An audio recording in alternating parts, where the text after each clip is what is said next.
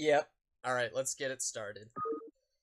Hell yeah. This is Bahram versus BlueFalcon. Game 1, Match 1. Circuit Breakers is the first map. I wish Circuit Breakers was always the first map, but that's because, you know, I I like taking hatches everywhere. Oh, well, I don't really like it that much, but we'll get into that later. Yeah, I mean, it's disputed status as, best map ever is probably a little bit questionable. Oh, I need something to cover up the replay box. How You do can you... just make it go away if you just press Ah, Alt Y. yeah. I could press Alt Y, or I could do this. Ah, that's perfect. I usually Yeah, put you'll like see dead it on the dragoons on top stream. of it. Oh, okay, nice. That'll do just fine. So, PvP in Tier 3. I love Yeah. watching Tier 3 PvP because, I mean, let's face it, at the pro level, it's kind of... Oh, overlay is messed up still? That's my bad. Sorry about that, guys. We're in the game now, though. When you watch PvP at the pro level, there is this sort of, coin flippy mechanic to it where, you can't perfectly scout when Dragoons are sitting outside of your base. You can't send a probe in there to scout. Observers usually don't come out until the build orders have already well been decided. So you get into these situations where, oh, my opponent has one more Dragoon than me, I guess he wins, or I gambled and got Dragoon range and my opponent didn't, and so now he's ahead. But in Tier 3, those mind games don't really come into play when the players don't necessarily know how to end the game right away if they get these small advantages. The advantages don't compound on themselves as hard as they do in, the S rank and A rank level PvP games. So you get these back and forth games that are just really fun to watch. Yeah, and what it comes down to is the pros are so much more precise, and I suppose one way to put it is economic. They always just get the exact thing, whereas in Tier 3, like, sort of anything can happen, I feel like. I actually haven't had the Absolutely. chance to catch much Tier 3s yet. I've mostly been doing Tier 1 and Tier 2 casts up until now, so I'm pretty excited too. And always, repping Team Drag. Want Yeah, to see how our teammates are doing. yeah.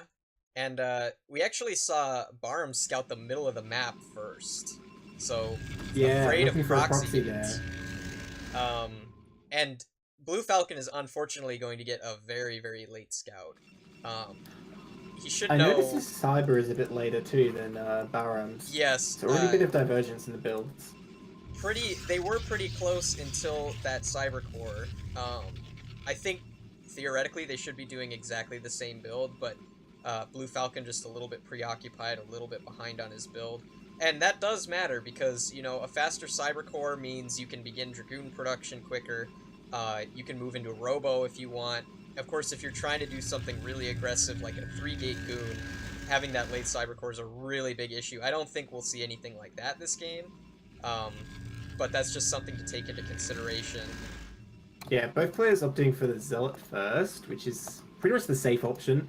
I want to say the thing about the different Cybercore timing, I think the main aim is if they're fighting out on the map and one player's range timing is faster than the others, could be faster than your opponent, but unless your base, that's probably not going to happen. Right. You're a little robotic on your mic.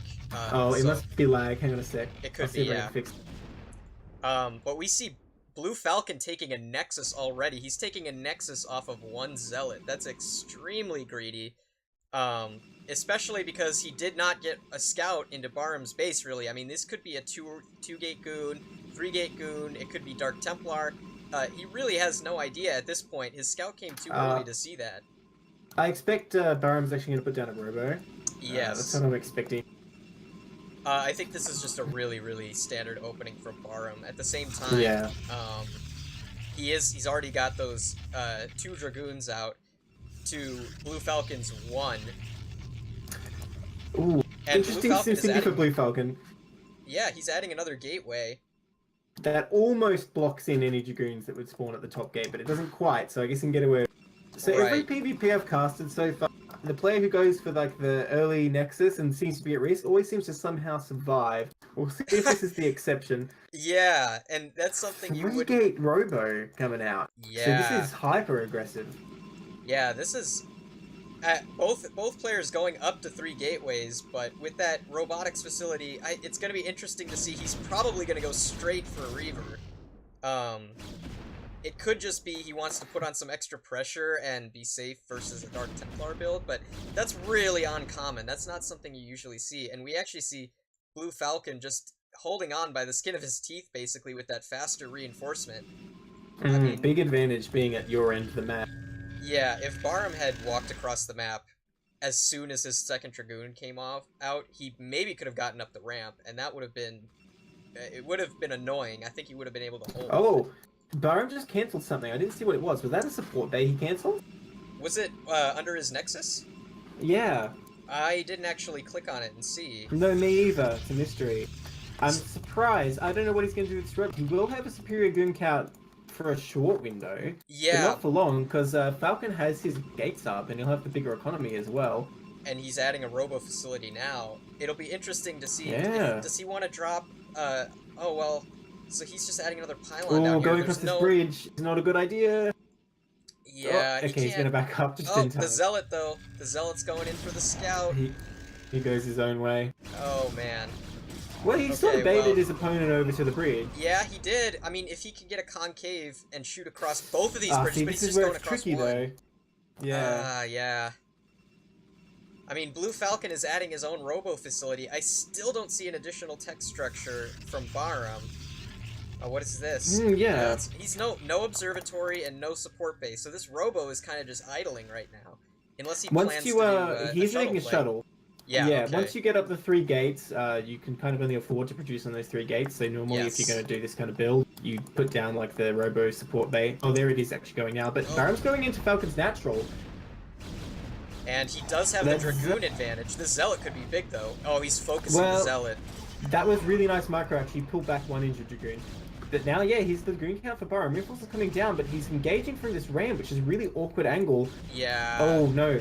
Bahram's overextending here, though. He doesn't want to try and go up that ramp. He just wants to hold at the bottom. And I think he can actually be pushed back now relatively easy. Yeah, this is a good hold from BlueFalcon, and he's at a big advantage right now. I think his goon count is roughly equal. He's nice micro, sidestepping back the weakened Dragoons. I mean, this is really impressive play from BlueFalcon. He's getting away with highway robbery right now with this Nexus, and it's just going to be downhill from here if Bahram doesn't try and catch up in some way. So, Bahram will have a window where he has the Reaver, though, and the only tech Falcon has so far is Observers. He's going for his own support bay, but there will be a window where Bahram has a Reaver and Falcon.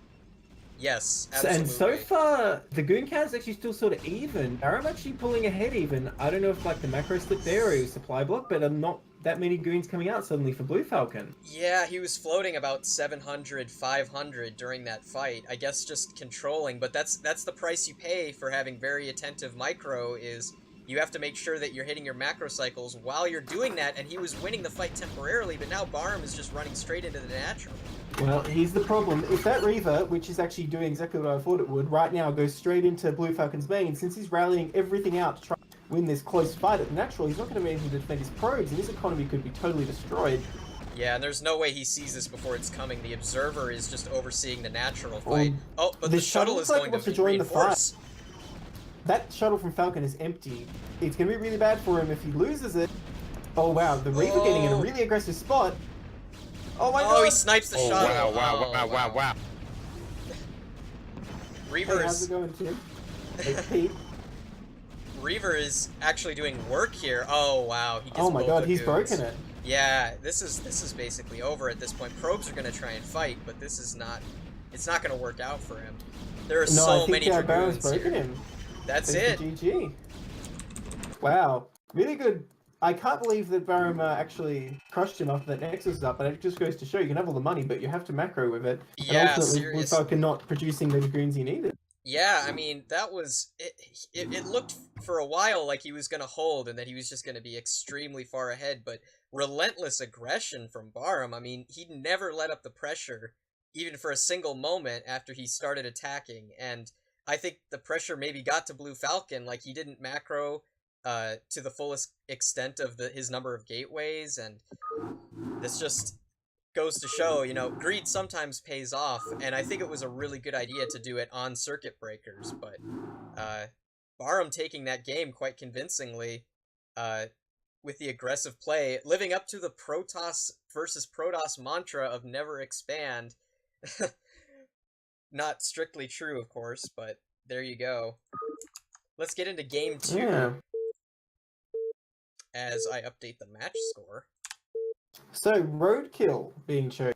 I wouldn't choose this just for a PvP because Oh, that yeah. reverse ramp seems a bit dicey. Like, one player gets to the top of that ramp, the other one's just has no chance, really. Yeah, and I've actually been playing quite a bit of Protoss versus Protoss with the tier 3 players on my team, and I tell them, you know, if your opponent picks Aztec or Roadkill, you should be anticipating cheese, because no Yeah. Protoss who's looking to go into a macro game or do some kind of tech play, they don't want to be on this reverse ramp situation, because there's the coin flip aspect is accentuated even more. You get this situation where your opponent goes 3-gate goon and they park themselves on top of your ramp. You are never breaking out of that, and you can just take a nexus behind that, you can tech, you can go for some sort of you know, hidden base, anything you want, because your opponent is never going to be able to leave their base once you're able to control that ramp.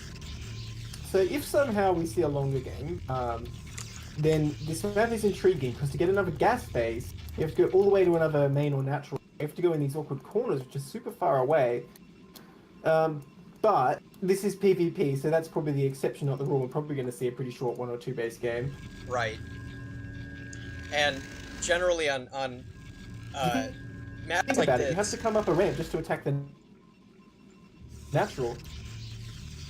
yeah, and I mean, it's very difficult for games to go long on maps like this, because you send your probe scout in, and all of the builds that you see before that first Dragoon comes out are going to look roughly the same, unless you are very familiar with these builds and you're counting the number of pylons.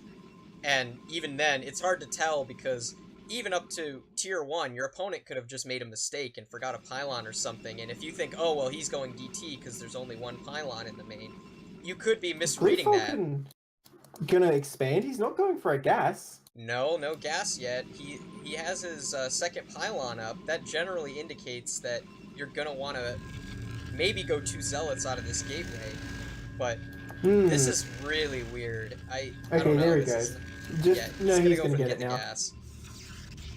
Well, like it could just be like the 2 zealots and then you get the cyber and dragoon. I'm not too familiar with that aspect of PvP, like when you want to get more zealots. I mean, a lot of the time people don't get even one.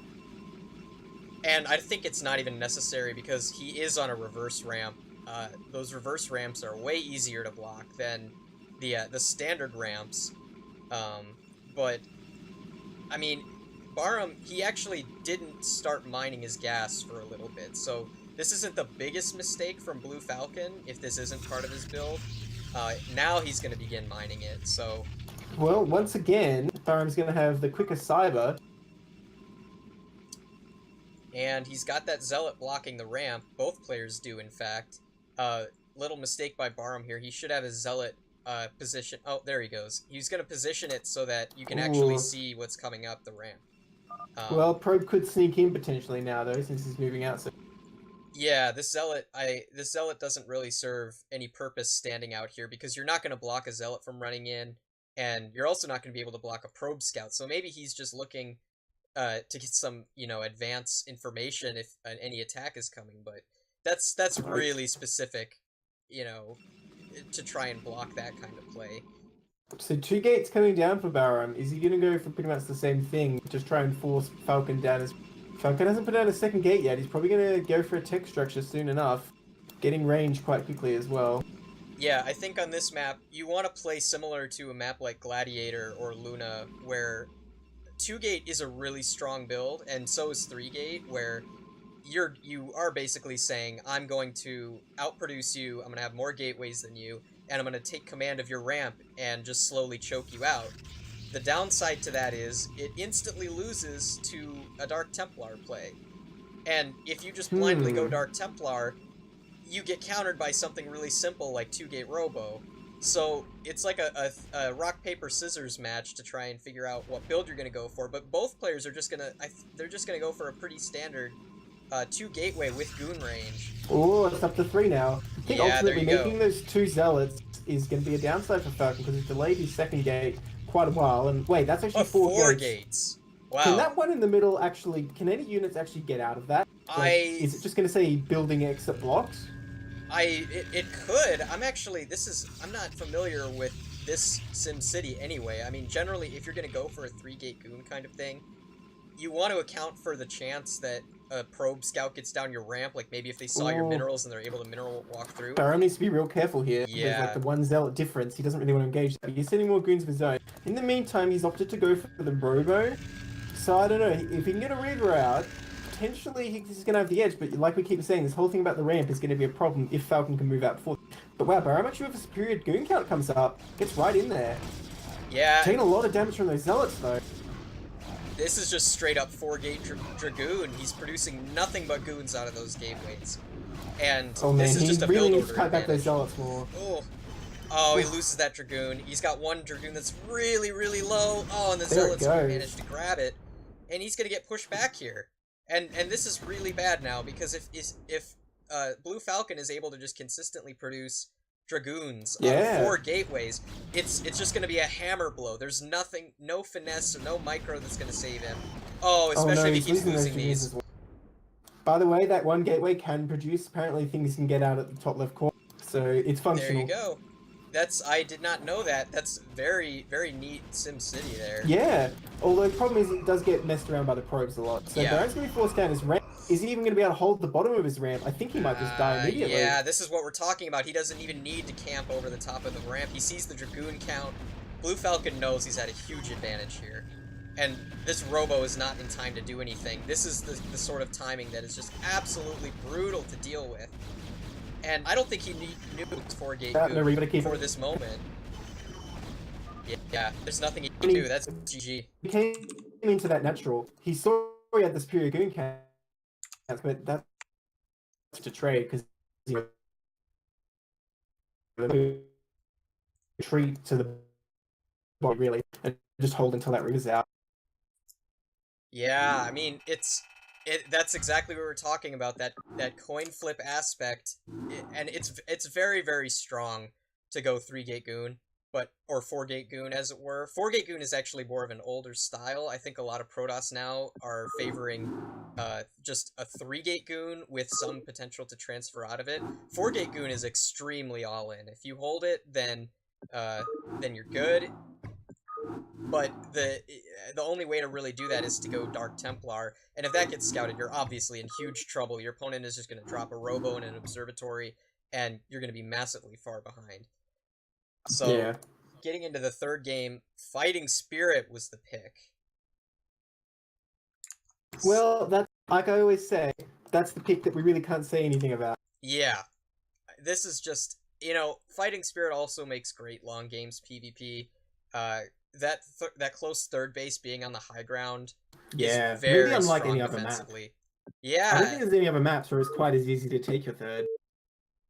Alright, going into game 3. I like seeing game 3s. Yeah, exactly. Yeah. I like seeing game 3s because, to be honest, there has not been a lot of game 3s in the CPL so far. At least not that I've seen. A lot of mismatches. But certainly not in my games. Yeah. Certainly not in my games. Yeah. I mean, that's just the nature of the beast when you have players from such diverse skill levels, and especially in Tier 2. I mean, Tier 2 is... it's really crazy. If you look at the ladder stats, I think the difference between the bottom of Tier 2 and the top of Tier 2 is the difference between being like a bottom 20% player and a top 10% player.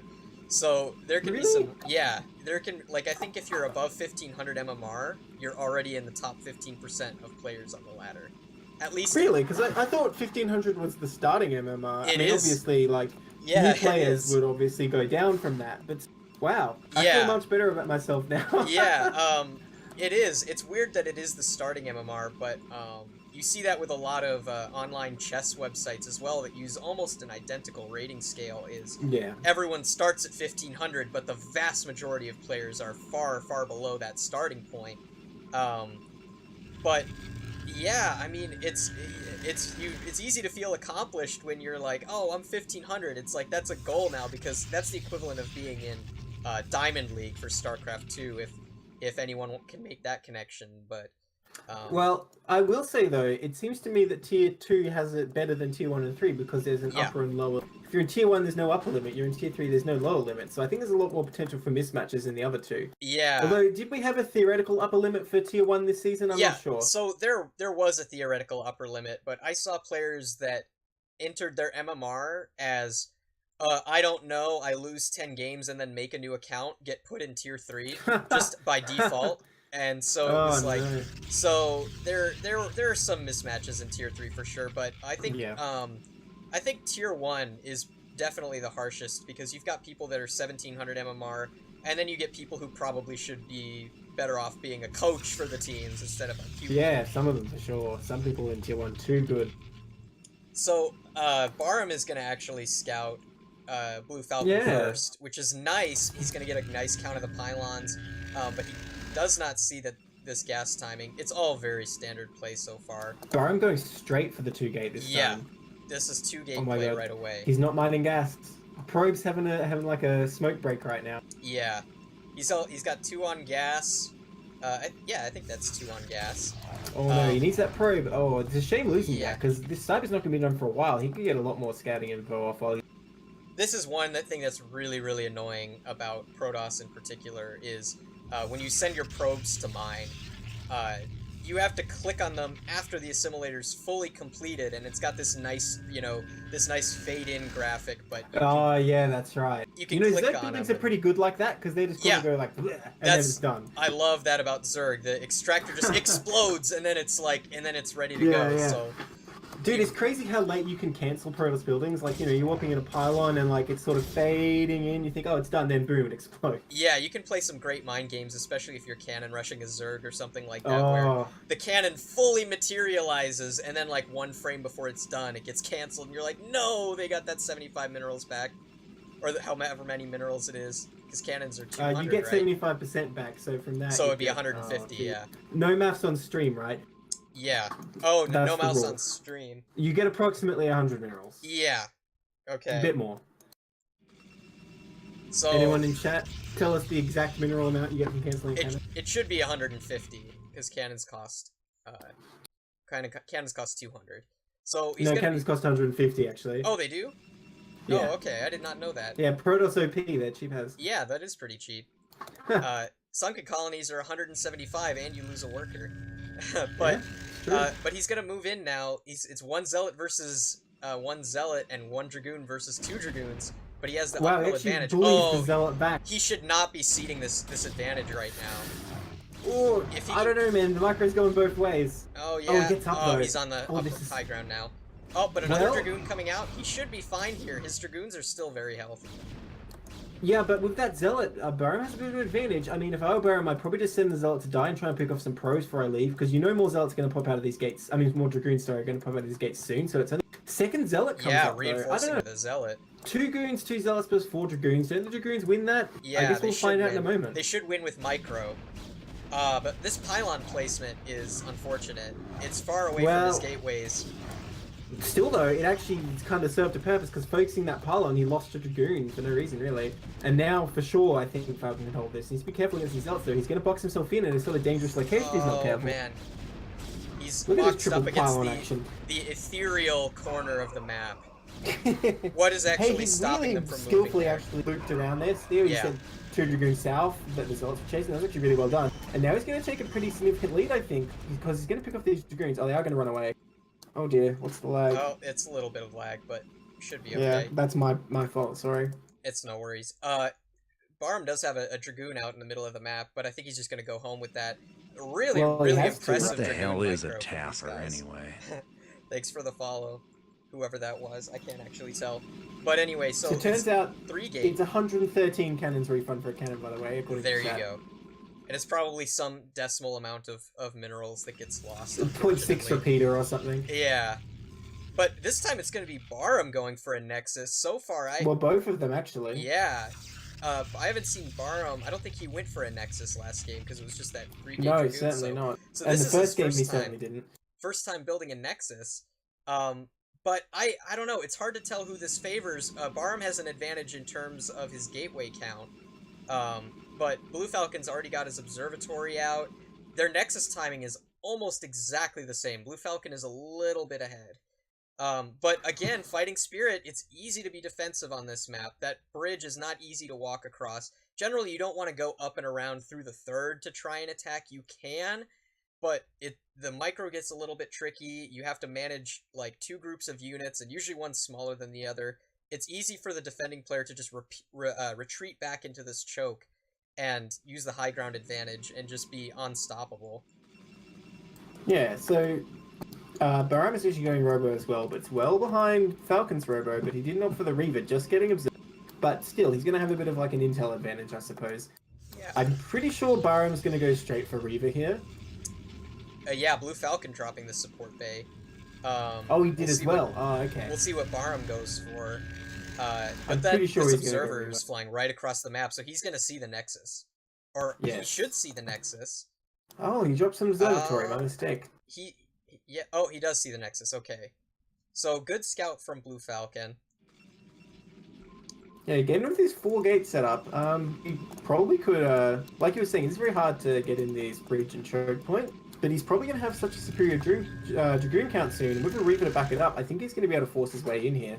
Yeah, actually very little production coming out of these players. These gateways are pretty much dark. Bahram is now beginning to produce Dragoons, but just powering up, and I think this game is going to go long unless we see some sort of catastrophic Reaver attack or something like that.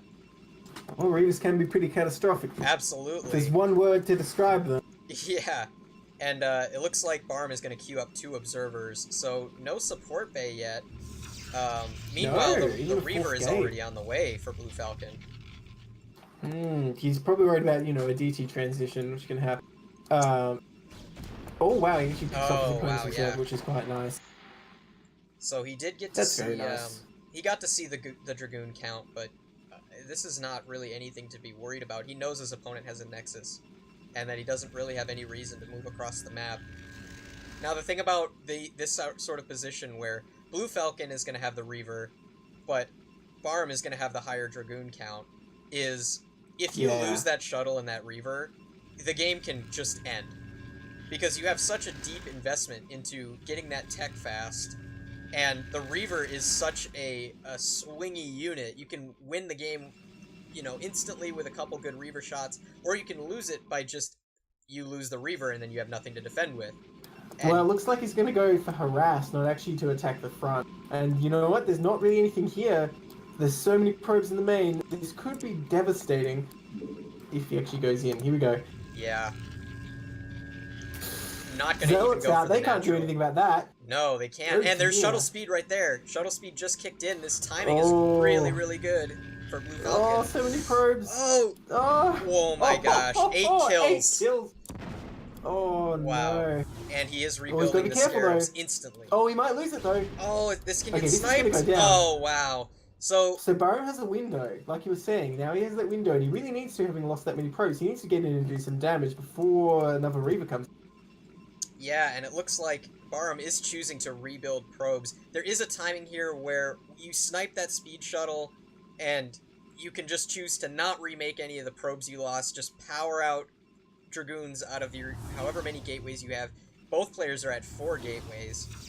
So, Actually, Falcon has more Dragoons now, yeah, because he's macroed his gateways a bit better. And in fact, he had 4 gateways for longer as well. Across this bridge, actually, I don't see how Bahram's going to make it happen.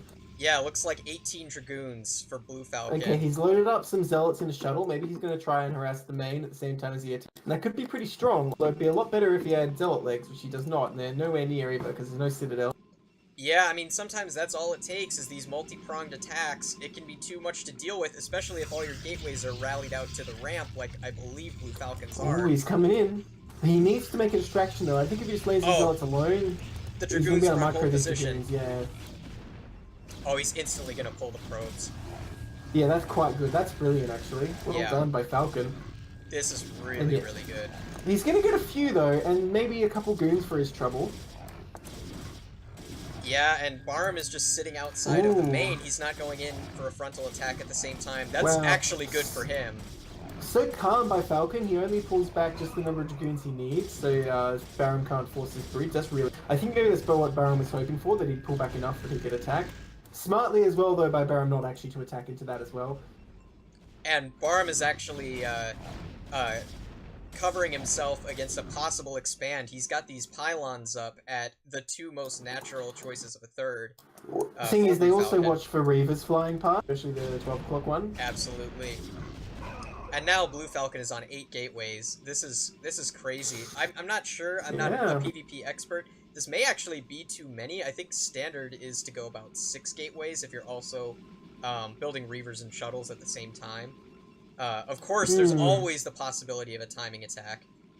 And now BlueFalcon is starting his +1.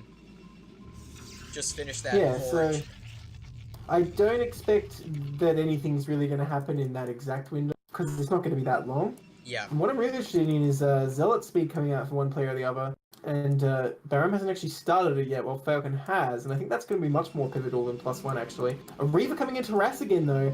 Once again, there's no defense. There's a Dragoon, but it's not in the right place. Yeah, and actually Bahram is taking a 3rd Nexus right now.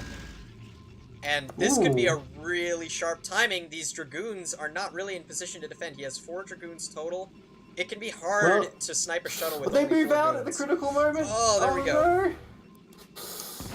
No. 5 kills with that shot, and he's just gonna pick up and run.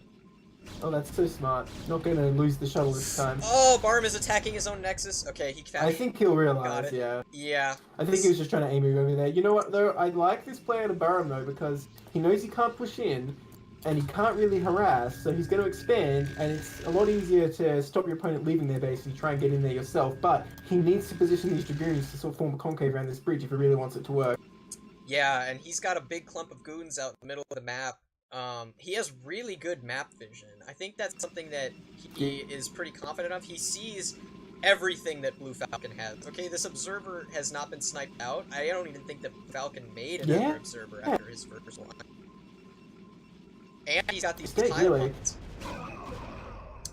Again, though, the Zealot speed. With all those speed Zealots going in, though, actually, it's going to be very difficult for Bahram to engage. Yeah. I think Bahram is in a very good position. Like, right now he's putting up a cannon to try and thwart any further Reaver harass. He's macroing really well. He's keeping his money really low. High Templar coming out now. Well, on that note, I'd like to say he needed to put this 3rd Nexus to work sooner, like maybe transferring a few, but also he wasn't producing probes for a good time. So although he has 3, his economy isn't as good as you might think, especially having lost all those probes to the Reavers as well. Yeah, and he did remake those probes very quickly, but he's still not fully saturated at this 3rd Nexus. He's producing probes now. Ooh, Falcon's ready. He's bringing the Reaver too. Oh man, this is pretty scary against pure Goon. Oh, the Templars are out though. How far away is Storm? It's almost done. With good Storm, Bahram can absolutely take this fight. He needs to bring the Templars with his army though, and they're sitting too far back now. I'm worried that Bahram's going to engage without them. Yeah, and I'm not sure, BlueFalcon is not aware of this 3rd base from Bahram yet, so chances are he's going to attack into the natural, and his +1 just finished, so I think this is the timing he was looking for. He's going to move out with Zealots and Dragoons on +1, and... Okay, the Templars coming out, though. These probes must be a mistake. I don't think they're supposed to be there. No, I don't think so. Go to the 3rd. Zealot going to scout for secret bases, though, but he's looking at the main. Thing is, even if you knew this 3rd is here, ultimately you still have to take control of most of the match to be able to push this, because it's pretty hard to go up that small ramp if the enemy Protoss army is nearby. It's not a good prospect. Absolutely, and Bahram's got the same idea. He's got an observer running around the perimeter of the map, trying to find any hidden expansions. Not going to find any, of course, but now both players have +1, but Bahram has the additional Templars to help him. Oh, Archon's coming out for BlueFalcon. This is interesting. Whoa. This is interesting, because the Archon's not that great against Dragoons, and there aren't really many Zealots. Only 2 Zealots here with Bahram's army.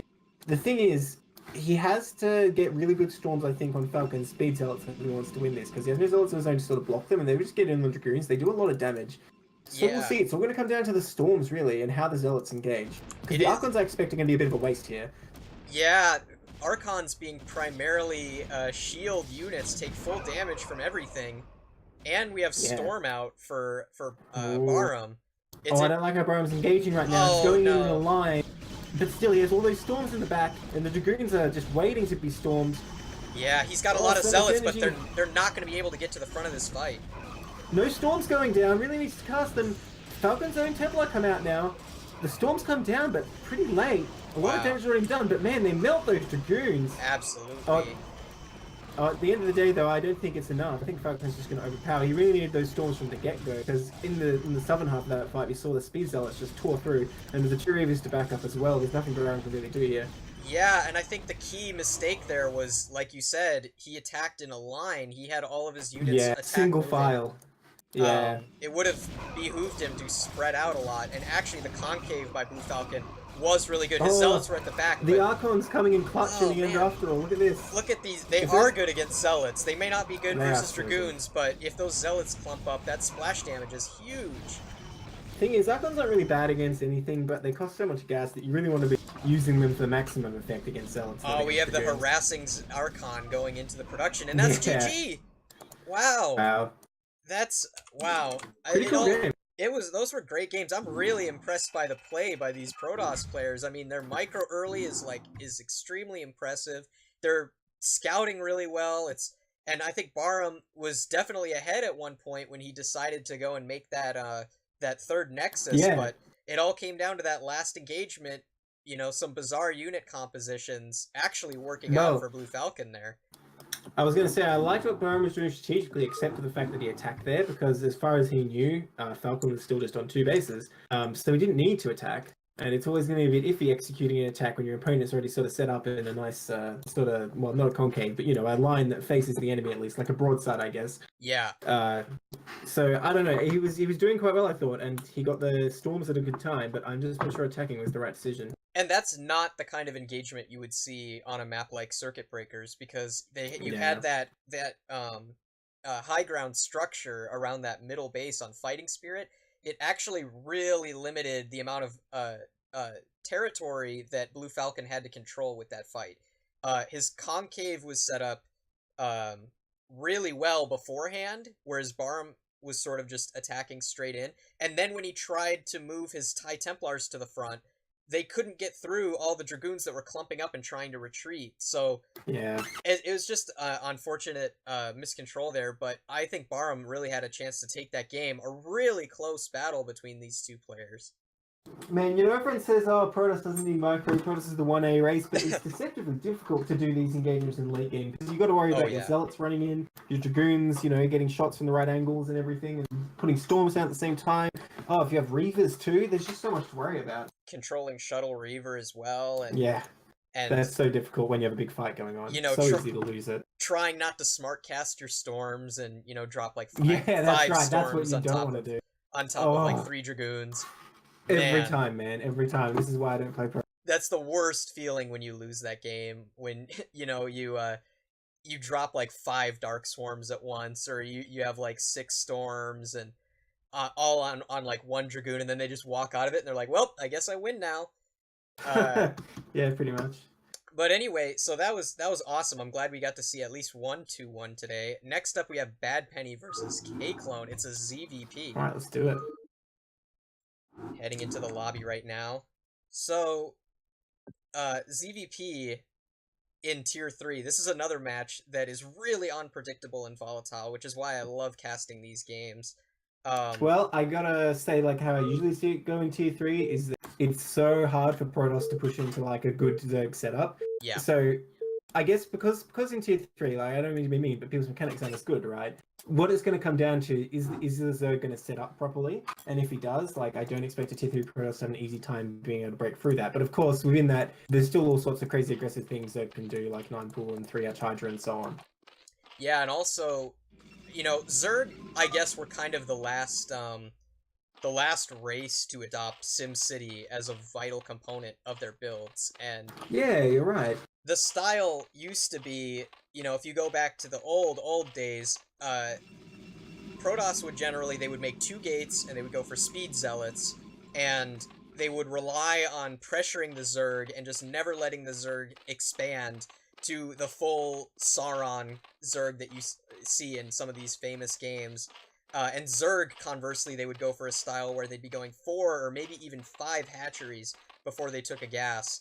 And a lot of those old styles were really punishing to play against if you didn't respond very precisely. Just like nowadays, it's very punishing if you are the Zerg and your Scourge are late or your Hydras are late and a Corsair runs in and all of a sudden you're at 45 out of 20 supply. Yeah. And you're just like behind, you're spending all of your larva on Overlords just desperately trying to stay alive.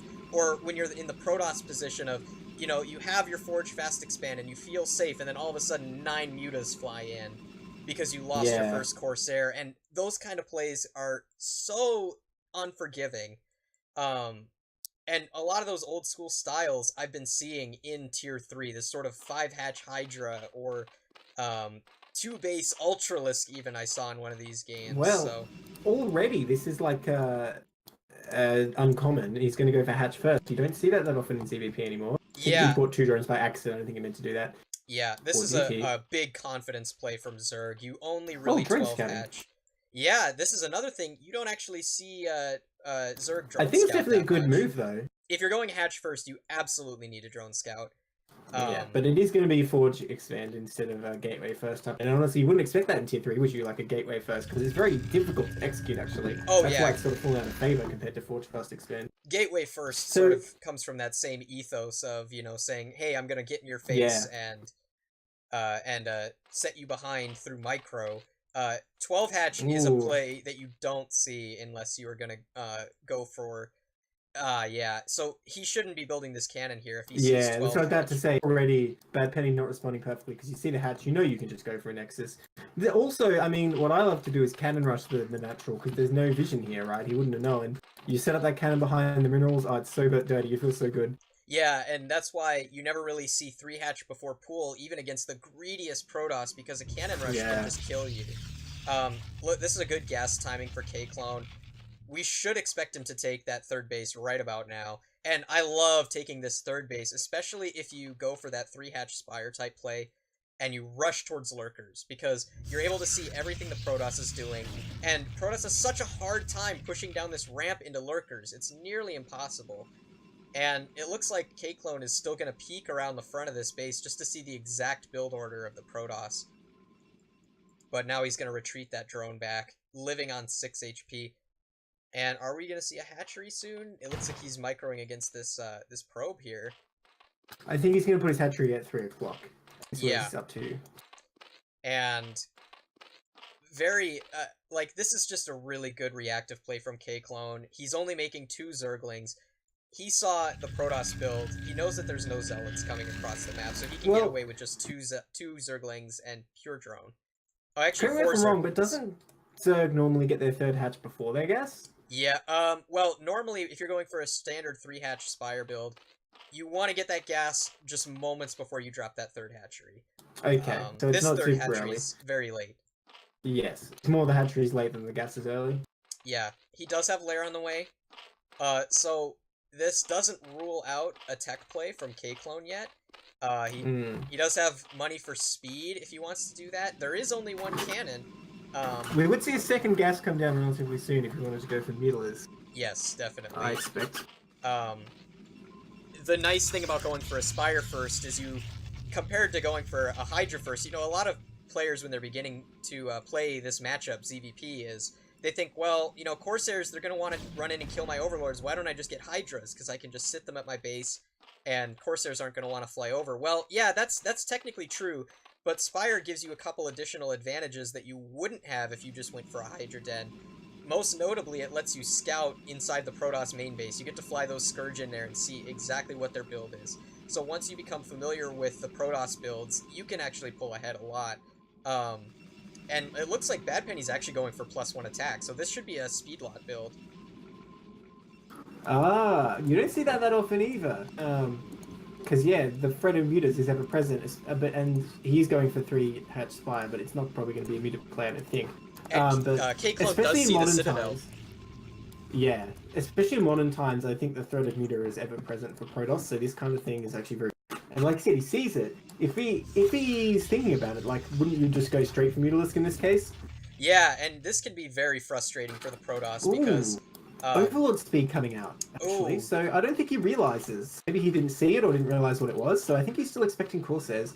Yeah, ideally you would not need to get the Overlord speed this early against just a Citadel build. Maybe he suspects that there's a Stargate hidden somewhere, but there can't really be that much space for a Stargate. This is just going to be a +1 speed lot build, and Mutalisks would Ooh. absolutely tear this apart. There's no cannons in the main. No Hydra Den yet. Also, the hatchery at the natural isn't positioned for the perfect SimCity. Okay, there's the Hydra Den, Yeah, but he's again, got Hydra. he hasn't set up the SimCity he needs to at the natural here with these buildings, so I'm worried. I think these Zealots are actually just going to tear through him. Yeah, and this is going to come a lot faster than most Zergs are used to dealing with. Normally, when you're a Zerg, you drone until 7:30, and that's when you expect the normal +1 speed lot timing to come in. And they normally hit with this number of Zealots. You know, this is 6 or 7 Zealots, but he's going to hit way before that. These Zealots are going to be hitting around 7 minutes, and there's... Yeah, very smartly moving out while he can before speed's done, because there's no links here in his face, and I don't think... Maybe K-Clone saw that with the Overlord, but still, what's his answer? He's got a couple of creep colonies, but without the SimCity, they're actually not very good against Zealots at all. Now he's moving his Lings down to the 3rd base. Ooh. Yeah, Bad Penny expected there to be a mineral 3rd base, but K-Clone is the greedier But he's going option. to scout it with a probe, though. Smartly, he sent a probe at the same time as he moved his Zealots out, so he gets all the info.